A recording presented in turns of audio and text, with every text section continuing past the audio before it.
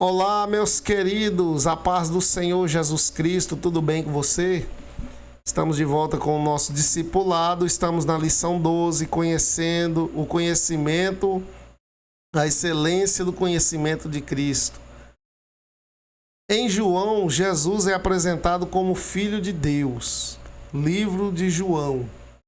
Ali no livro de João, Jesus não tem genealogia porque ele é o Verbo.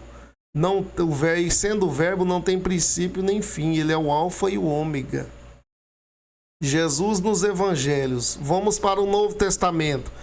Alguns relatos estão variados quanto à linguagem entre um evangelho e o outro, ou seja, parece que há uma contradição, mas não é. Não é contradição. Uma história é contada de uma forma e no outro evangelho a mesma história é contada de forma um pouco diferente. É por causa do ponto de vista, a visão de cada um dos escritores.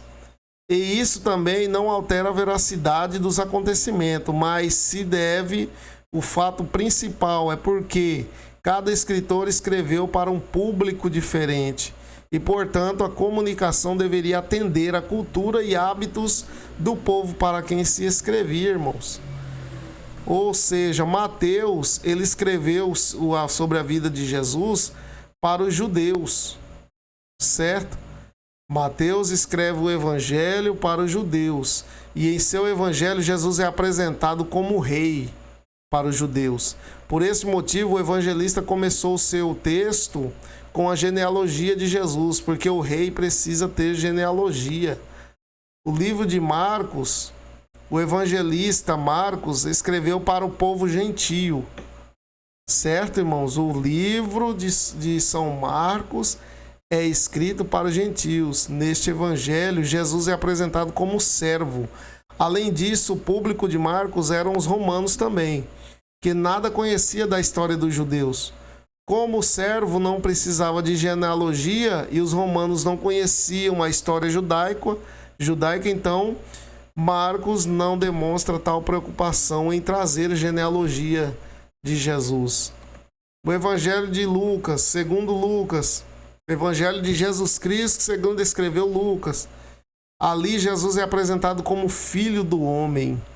Daí o cuidado de Lucas ao apresentar a humanidade de Jesus com maior ênfase, inclusive a sua genealogia que retrocede a de Adão, diferente de Mateus, que foi até Adão.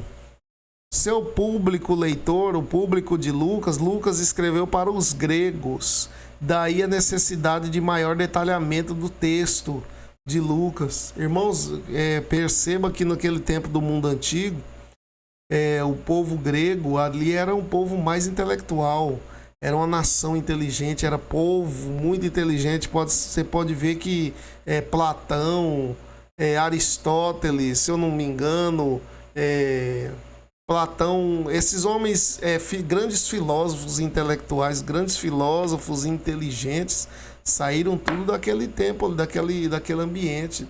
Então, como pessoas inteligentes ali, havia muita pessoa inteligente, então foi necessário que Lucas desse detalhadamente a história de Jesus para eles, contasse detalhadamente a história de Jesus para aquele povo. Eles não iriam aceitar um livro contado de qualquer forma. Então foi necessário que o evangelista Lucas escrevesse para o povo grego.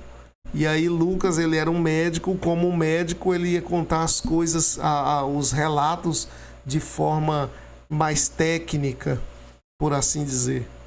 João já escreve esse livro para todas as nações, para todo mundo. E João apresenta Jesus como Filho de Deus, sem genealogia. Por quê?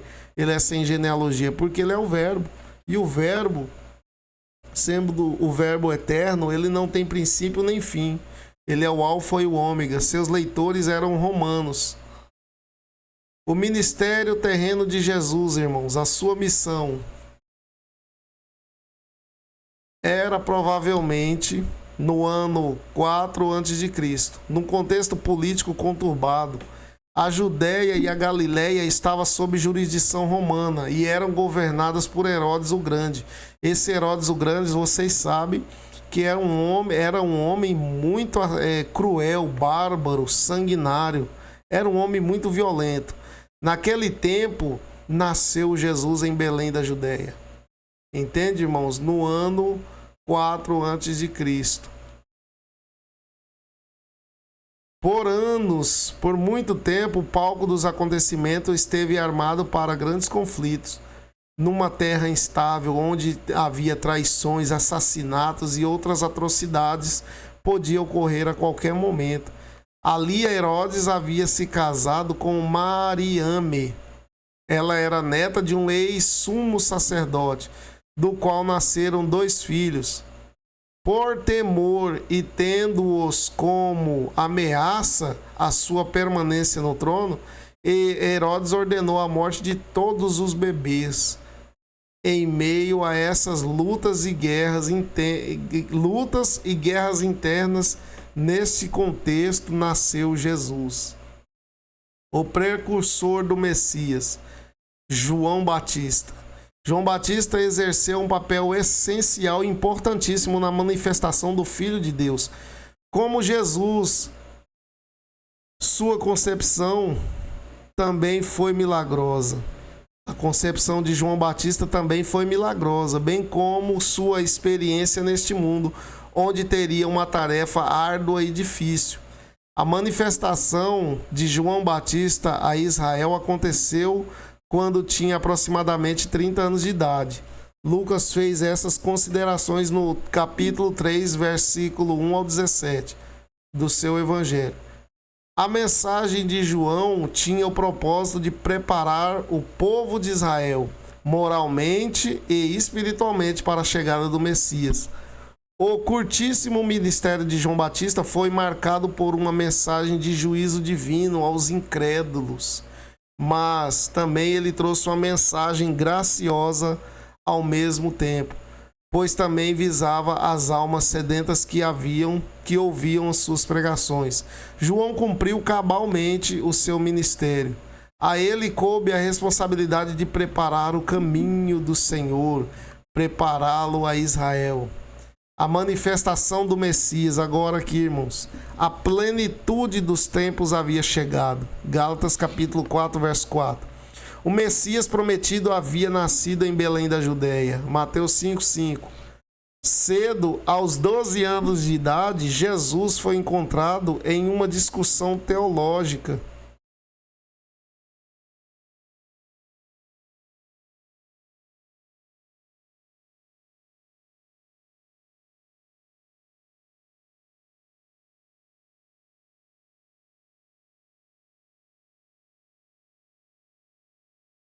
Pera aí, irmão, só um pouquinho que o negócio saiu da...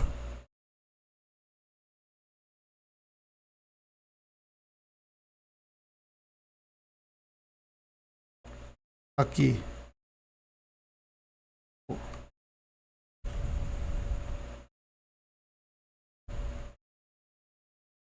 Aos 12 anos, Jesus foi encontrado em uma discussão teológica com os doutores da lei.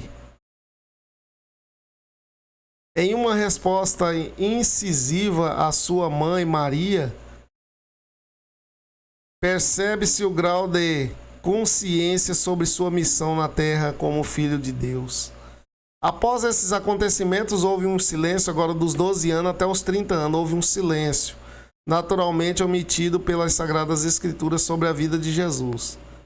Dos 12 ao 30, a Bíblia ficou em silêncio, não fala nada sobre a vida de Jesus.